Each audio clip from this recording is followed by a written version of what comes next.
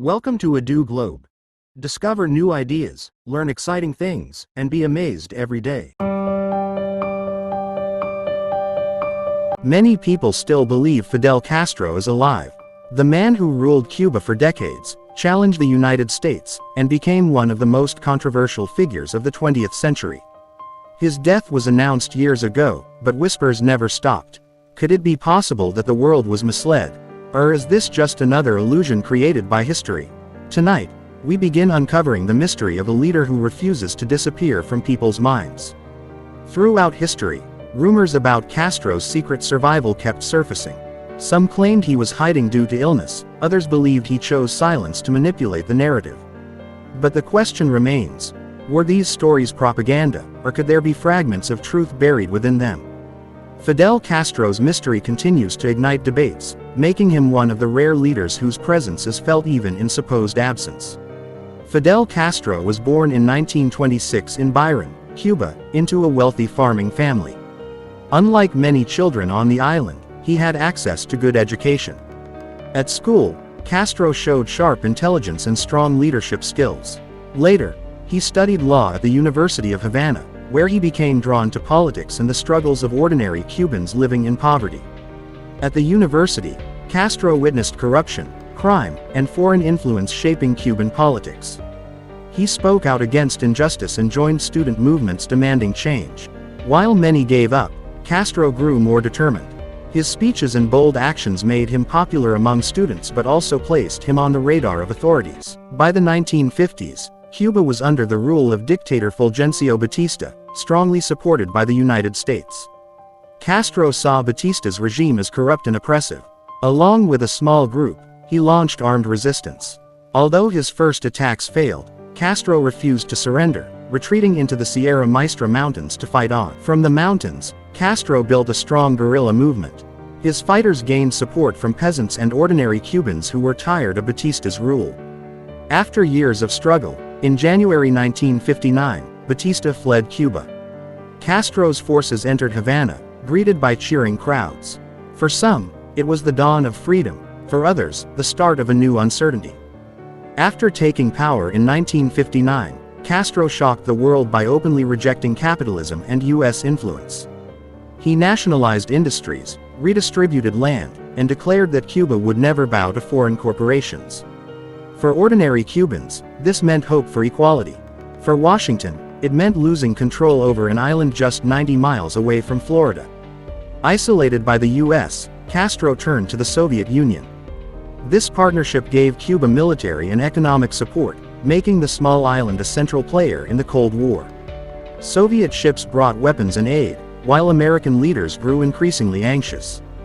For the first time, the U.S. faced a stronghold of communism right on its doorstep. In 1962, the world came to the edge of nuclear war. The Soviet Union placed missiles in Cuba, just minutes away from striking U.S. cities. Castro stood firm, ready to fight even if it meant Cuba's destruction. For 13 days, the planet held its breath. Finally, Moscow and Washington reached a deal, but Castro was left out, furious that Cuba's fate was decided without him. To the United States, Castro was more than a rival, he was an obsession. The CIA launched hundreds of plots to kill him, from poisoned cigars to exploding seashells. Yet every attempt failed, and Castro mocked his enemies, saying if surviving assassination was an Olympic sport, he would win gold.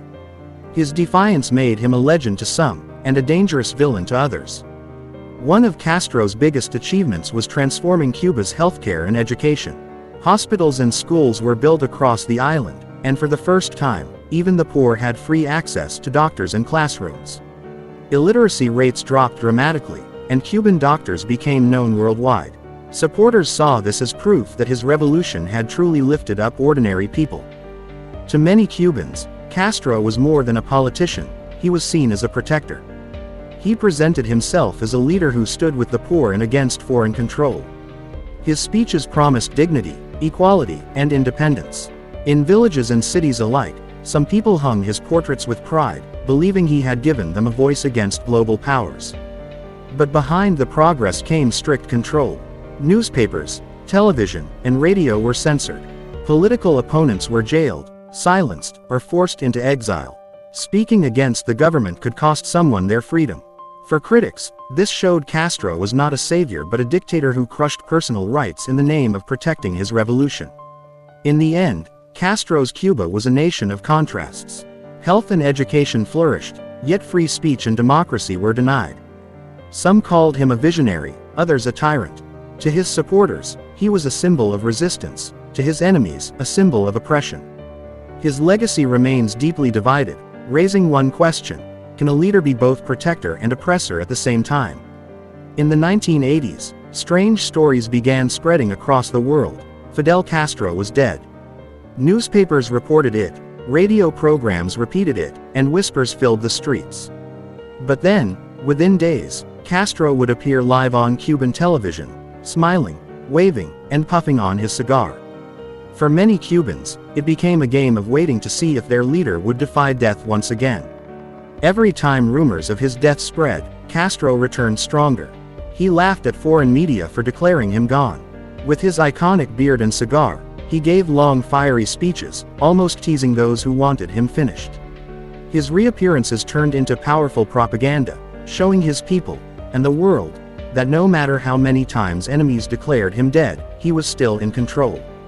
By the 1990s, the rumors had become legendary. Each false report made Castro seem almost immortal. Some Cubans joked that even death could not defeat their comandante. For others, it created suspicion. Maybe the government was hiding the truth, maybe doubles were being used. Fact or fiction, the mystery around his survival gave Castro an almost mythical presence. Even after stepping back from power, rumors about Castro's death never stopped. Each false report only added to the mystery. Many people still believed the news was staged, a trick by enemies or even by Cuba itself. This is why, even today, some wonder if his final death in 2016 was truly real, or just another chapter in the endless cycle of rumors that followed him for decades. On November 25, 2016, the news the world had long doubted finally came true: Fidel Castro was declared dead. This time, it wasn't rumor or speculation. Cuban state television interrupted regular programs with an official announcement. Across Havana, people gathered in silence, some in shock, others in tears, and many in disbelief that the man who had cheated death for decades was truly gone. Global media outlets flashed breaking news banners. Leaders across the world gave statements, some respectful, some critical.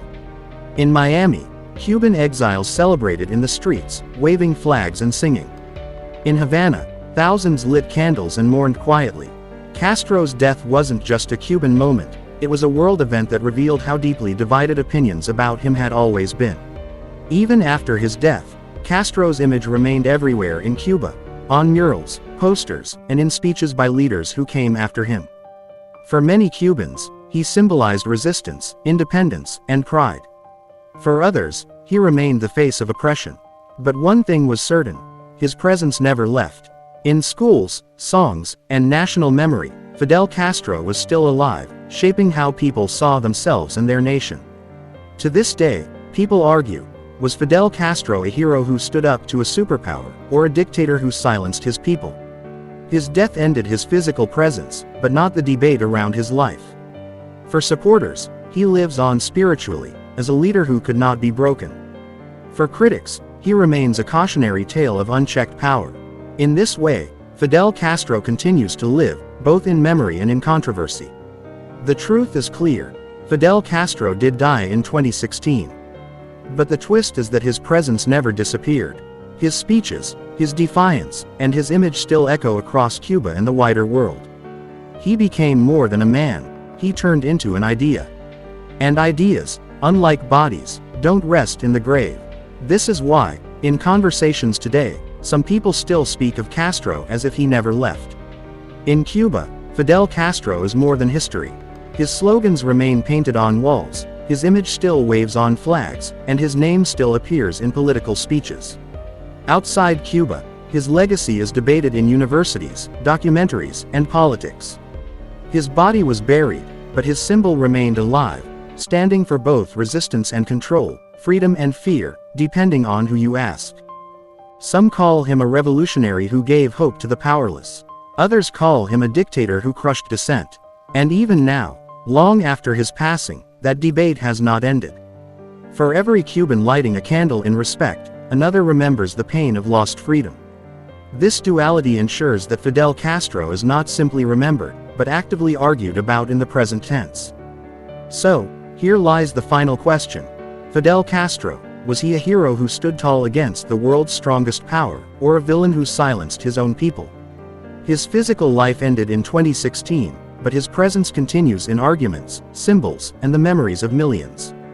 Perhaps that is why some leaders never truly die, they live on in our conversations. Now, it's your turn to decide. This video is created for educational and informational purposes only. The content presented here is based on historical events, publicly available information, and research. We do not intend to promote, glorify, or defame any individual, organization, or country. All visuals and narratives are used in a documentary style and may include interpretations, dramatizations, or commentary. Viewers are encouraged to conduct their own research for deeper understanding. This channel strictly complies with YouTube's community guidelines and does not promote violence, hate speech, or misinformation.